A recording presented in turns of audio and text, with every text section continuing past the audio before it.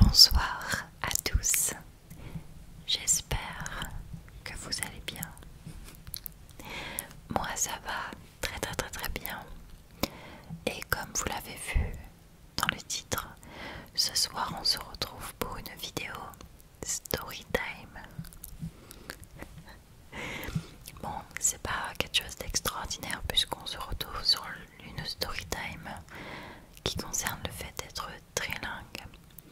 Parce que oui, même si certains, voire beaucoup, même peut-être tous, pensent qu'être trilingue, ça n'a que des avantages, permettez-moi de vous donner tort ce soir. Alors, j'ai mon micro à la main, comme vous pouvez le voir, parce que j'avais envie de faire un petit close-up. Le problème, c'est que lorsque j'ai mon micro sur un trépied, je dois me pencher. Et là, j'avais vraiment envie d'être au fond de ma chaise, donc... Alors, je ne sais pas comment va se passer cette vidéo parce que il y a un cousin qui vole devant la fenêtre depuis tout à l'heure et Bonnie essaye désespérément de l'attraper. Mais je crois qu'elle n'est pas encore très familière avec le concept de vitre. Du coup, j'espère qu'elle saura se tenir tranquille. On verra bien.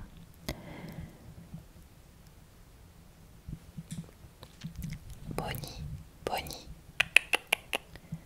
Nini. Elle persiste et ce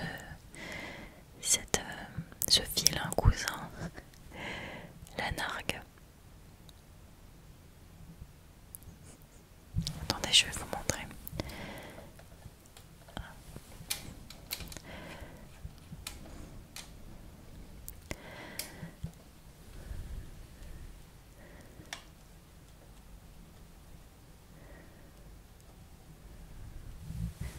Nini.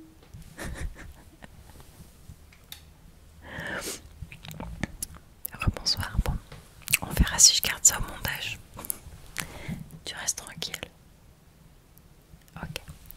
Alors, juste ici, comme ça je vous montre un peu l'envers. Vous avez ce qu'on appelle communément dans le jargon mon anti-sèche, puisque je fractionne toujours mes vidéos d'une certaine façon. Et j'ai mis quelques points en fait sur lesquels je veux insister. Et ensuite on laissera mon cerveau de blonde vaquer à ses occupations, divaguer un petit peu. Ok. Alors, déjà, je pense que pour ceux qui ne me connaissent pas, vous souhaiteriez peut-être savoir combien de langues je parle. J'en parle 3,5. Donc je parle forcément le français puisque c'est la langue dans laquelle je fais mes vidéos. Je parle l'anglais, l'espagnol et un petit peu d'italien, mais je ne l'inclus pas vraiment comme une langue que je parle. Mais j'ai 2-3 notions, pas plus. Je ne pense pas être capable de pouvoir avoir une conversation complète en italien avec quelqu'un. Quand je travaillais en hôtellerie, je connaissais les phrases types à demander aux clients, mais quand il fallait donner des informations nécessaires, ça passait pas. Comment je les ai apprises? Eh bien le français parce que je suis née en France, voilà. L'espagnol parce que j'ai vécu en Espagne pendant 4 ans. Et l'anglais à l'école, même si je l'ai principalement et majoritairement appris à travers des films, des séries, des musiques, parce que j'ai toujours beaucoup aimé cette langue, je l'ai toujours trouvée très agréable à l'écoute, comme l'espagnol et même le français, vous me direz, mais et comme la plupart de mes films préférés, séries et musiques préférées sont en anglais,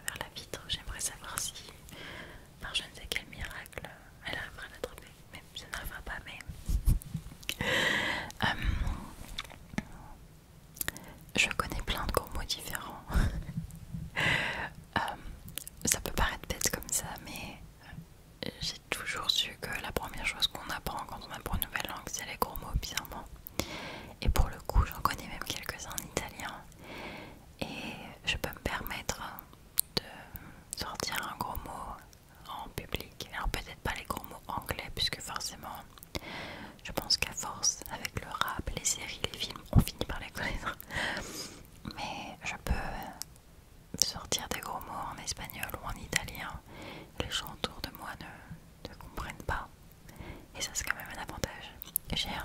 J'ai un éventail de possibilités d'insultes qui est juste c'est non négligeable quand même, c'est quand même sympa.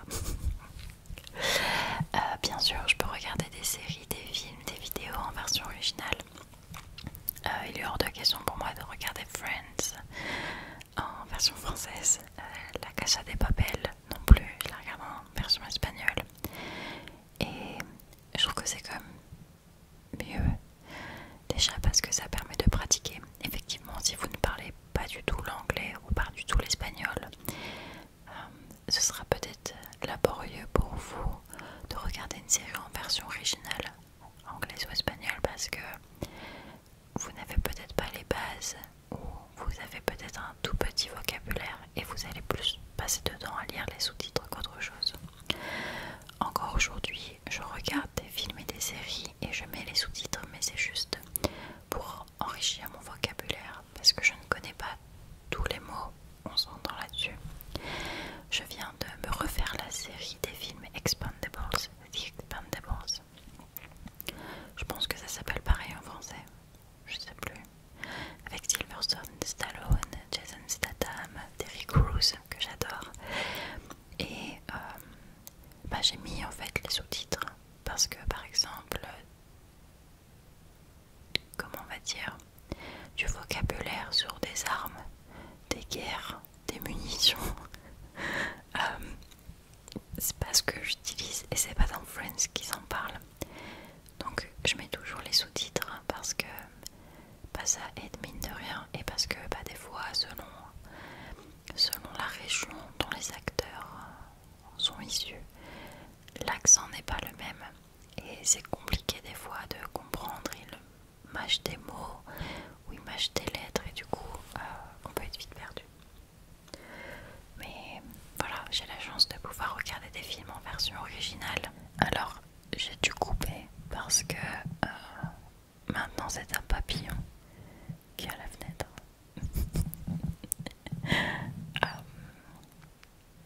Au moins ça la divertit durant la vidéo. Le problème c'est que du coup elle tape à la fenêtre avec sa patte et c'est pas très relaxant, on va pas se mentir.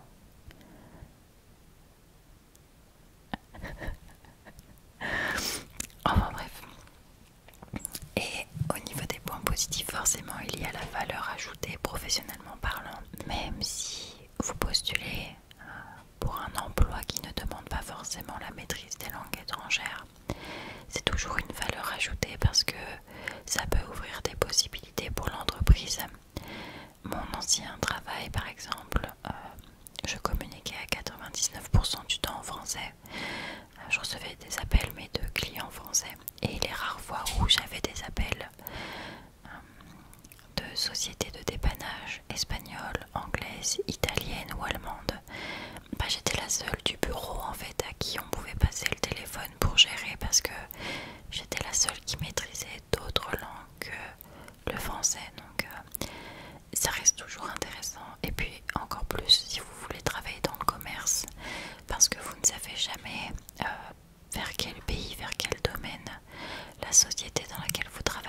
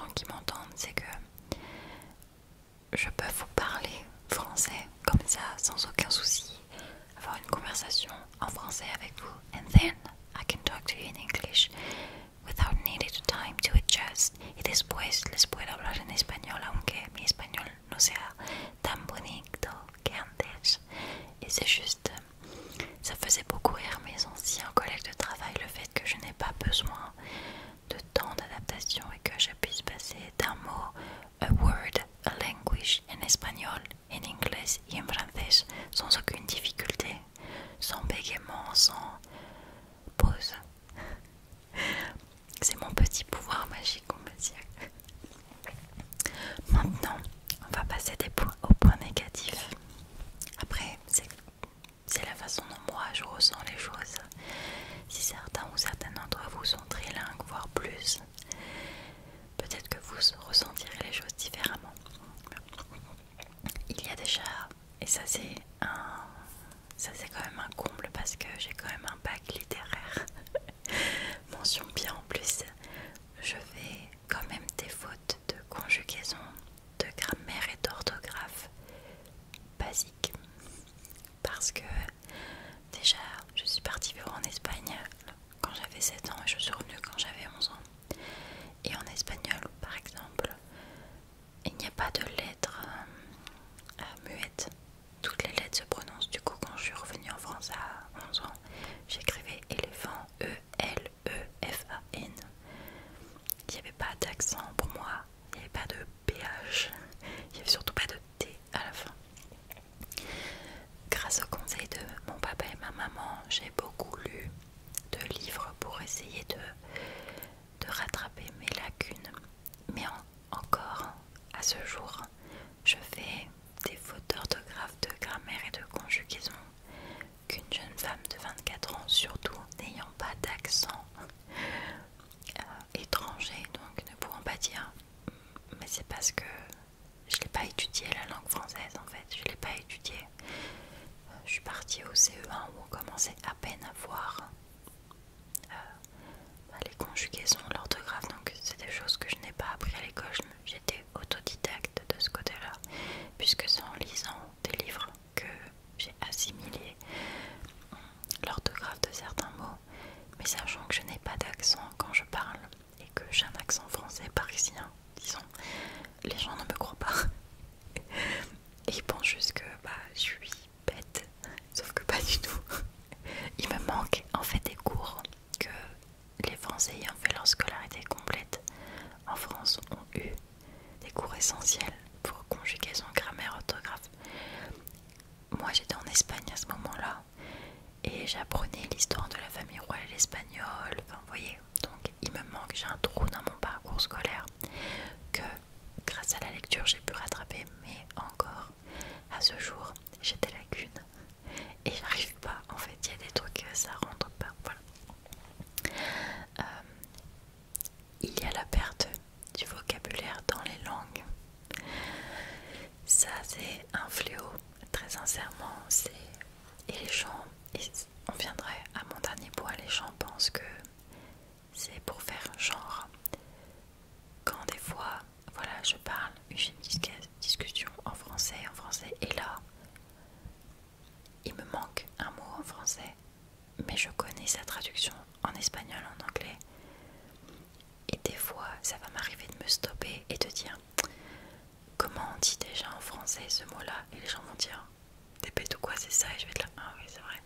Ou des fois, je vais pas m'en rendre compte, et de la même façon que je peux passer d'une langue à une autre, mon cerveau va pas me stopper en disant attends, le mot en français tu l'as pas, et automatiquement je vais le remplacer par un mot anglais ou espagnol, ou en espagnolisé, ou faut plutôt franciser un mot anglais-espagnol pour que ça passe. Je saurais pas vous donner d'exemple comme ça, mais ça m'arrive qu'on me dise ça n'existe pas le mot que t'as dit, ça n'existe pas en français, c'est mi-espagnol, mi-français, mi-anglais, mi-français, et les gens pensent que ça se donnait un style un peu à la Jean-Claude Van Damme, mais pas du tout. Des fois il me manque des mots, je saurais pas comment l'expliquer. Je l'ai en anglais, je l'ai en français par exemple, il me le manque en espagnol. Je l'ai en espagnol, je l'ai en français, il me le manque en anglais, et ainsi de suite. Et c'est comme, et on fait un autre point, c'est l'échange des mots. C'est que, comme j'ai dit précédemment, des fois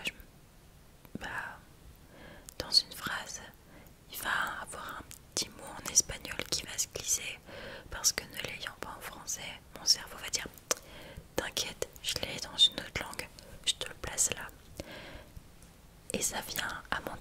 c'est la jalousie des gens. Et ça, je pense que c'est l'un des points les plus, enfin pas les plus compliqués, mais les plus difficiles, parce que c'est quelque chose, on n'y peut rien. Je parle français avec un accent français. But when I speak in English, I do not have any French accent because I've worked hard on my pronunciation to not have any accent. Y después cuando hablo en español no tengo ningún acento francés porque he vivido en España, entonces no accento. Et le problème c'est que le fait que je n'ai pas d'accent et que je n'ai pas d'accent français quand je parle ces langues, mais que j'ai l'accent du pays ou de la langue, les gens pensent que c'est du m'as-tu vu, que c'est une façon de me la péter. Et du coup, la jalousie des gens qui, eux, n'y sont pas arrivés ou n'y arrivent pas, peut vraiment être... C'est très injuste, je trouve. Le truc que les gens ne comprennent pas et que je suis obligée de leur expliquer, c'est que ces langues-là, déjà l'anglais, j'avais déjà commencé à l'apprendre quand je vivais en Espagne, parce que en Espagne, ils commencent l'anglais dès la maternelle. Donc quand je suis arrivée en Espagne, en plus d'avoir appris l'espagnol, j'ai ingéré tout le retard d'anglais que j'avais comparé aux autres classes qui l'avaient étudié depuis la maternelle. Et le truc que les gens ne comprennent pas, c'est que quand on est petit, notre cerveau c'est du chewing-gum un peu, si vous voulez. Il va s'étendre à l'infini, et plus vous allez apprendre une langue jeune, plus vous allez assimiler l'accent. En fait, comment dire, si vous voulez, quand je parle français, ça c'est moi, il n'y a pas de... But I can also speak in English like that, avec un accent français, mais je joue l'accent français en fait. Et c'est ça que les gens comprennent pas, c'est que plus on apprend une langue en étant petit, en plus de l'apprendre plus rapidement, c'est que on garde l'accent. Et du coup, if I speak English like that, I force myself, je me force to have a French accent. Because when I speak English, I do speak English like that. I do not fake any accent. Quand je parle anglais, je ne fake pas, je ne simule pas l'accent anglais. Si je devais simuler un accent, ce serait l'accent français, parce que j'ai naturellement, à force de l'avoir entendu, la prononciation des mots dans la langue que je pratique. Pareil pour l'espagnol. Et le problème, c'est que autant dans certains pays, si je vais en Espagne et que je parle plusieurs langues, les Espagnols sont émerveillés. Waouh, tu parles plusieurs langues, tu parles très bien l'espagnol. Moi j'avais un peu honte la dernière fois que j'étais allée, je suis désolée, j'ai un peu perdu. C'était là, non, mais c'est super bien, tu parles bien espagnol. Bon, il y a peut-être 2-3 heures, mais bravo, c'est bien pour toi. Alors, quand j'ai eu à traiter avec des clients en anglais qui étaient là, waouh, vous avez un super accent, ils pensaient, les Américains pensaient que j'étais américaine et les Anglais pensaient que j'étais anglaise. Mais ils étaient là, c'est super, waouh, ça va t'ouvrir plein de portes, félicitations. En France, malheureusement, quand quelqu'un va parler anglais, même s'il a un accent français, parce que c'est ça, ils vont être là, ah, il a un accent français, ah oui, the water, hein, the water. Mais non, en fait, même s'il a l'accent français, et alors il parle anglais avec un accent français, et alors il se fait comprendre. Et je trouve qu'en France, les langues sont mal apprises. Après, je suis pas professeur, mais je sais que quand je suis arrivée au collège en France, je parlais déjà l'espagnol puisque j'avais vécu en Espagne pendant 4 ans. Et quand je voyais ce qu'on leur apprenait ou comment on leur apprenait, je comprenais pas.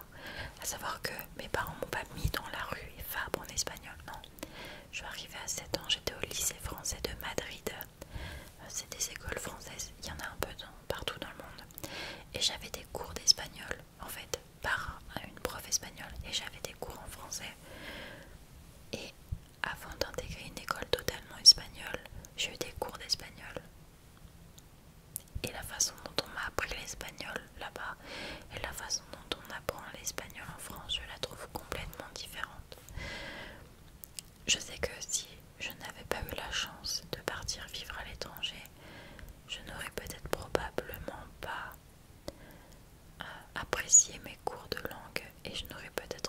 eu le niveau que j'ai aujourd'hui. Mais après, mes petites sœurs qui nous ont tout le temps toujours entendu parler espagnol, j'ai une de mes petites sœurs, elle est nulle en espagnol. Quand nous on lui explique, elle comprend. Quand c'est sa professeure, elle ne comprend pas. Alors qu'elles nous ont tout le temps, quand on parle en espagnol, elles arrivent à comprendre, c'est qu'elles ont les bonnes bases. Et puis il y en a une qui est en Espagne, l'autre qui était à l'école en Espagne aussi. Donc il y a déjà une racine. Mais je pense qu'elle a peut-être mal été entretenue par les différents professeurs qu'elle a eus. Et aujourd'hui, c'est pas forcément une langue qu'elle pratique. Et même, elle n'a aucun plaisir à la pratiquer. Ce que je trouve dommage. Après, je ne la blâme pas. Et je vais répondre à une question qui m'est aussi beaucoup demandée. C'est, du coup, quelle est la langue que je préfère parler? Eh bien, c'est l'anglais. Je saurais pas vous dire pourquoi, mais je préfère de loin parler l'anglais. Je trouve que le français, pour avoir dû l'étudier en retard comparé aux autres, le français encore aujourd'hui, alors que, comme je vous ai dit, j'ai eu un bac littéraire mention bien, enfin, du papier, j'en ai gratté en français, j'ai lu Madame Bovary, Thérèse Raquin, enfin, j'ai encore aujourd'hui des lacunes en français en termes d'orthographe, d'écriture, de conjugaison qui sont sûrement liées peut-être aussi au fait que je parle d'autres langues et que n'ayant pas acquis complètement le français et ayant introduit d'autres langues, ça a dû me mélanger probablement. Mais je fais beaucoup moins de fautes en anglais et je sais pas, je trouve que les blagues sont plus drôles en anglais. Toutes mes séries, mes films préférés sont des séries films américains, donc je me fais un plaisir de les regarder en anglais. Il n'y a que les Disney que je ne regarde qu'en français parce que je connais les chansons par cœur en français, pas en anglais.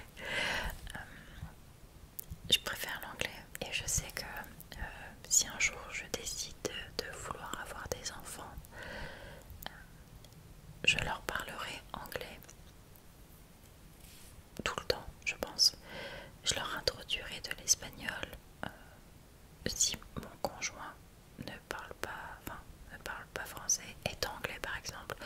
Je parlerai français, espagnol, mais je souhaite introduire dès la naissance en fait au moins 2 langues à mes enfants si j'en ai plus tard, pour qu'ils déjà aient la mécanique comme moi de pouvoir changer de langue. Et puis même, comme je l'ai dit, plus tôt vous les apprenez, plus facile c'est, et surtout plus l'accent est plus joli quoi, même si l'accent français est apparemment très sexy. selon les femmes américaines et anglaises, l'accent français c'est l'accent le plus sexy. Voilà. Mais ça c'est quelque chose que je ferais si je me décide un jour à avoir des enfants, ce serait de leur introduire dès la naissance au moins 2 langues. Leur langue maternelle, le français disons, et l'anglais pour qu'ils aient cette chance en fait de pouvoir dès jeunes être bilingues et que ce soit peut-être plus facile professionnellement pour eux et surtout en termes de communication, qu'ils puissent regarder Friends avec mon version originale par exemple. Voilà. Écoutez, je sais pas si cette vidéo aura été relaxante. En tout cas, j'espère que vous avez passé un bon moment avec moi. Dites-moi si vous aussi vous êtes bilingue, trilingue, voire plus quadrilingue. Et si vous rencontrez les mêmes problèmes que moi, si vous êtes d'accord avec mes points positifs et mes points négatifs. En tout cas, ça me fait du bien de faire ce genre de petites vidéos avec vous, calme, tranquille, sans prise de tête. Bonnie n'a pas réussi à passer à travers la vitre. Elle est là. Nini. Elle est dépitée, la pauvre. C'est la vie. Qu'est-ce que t'as?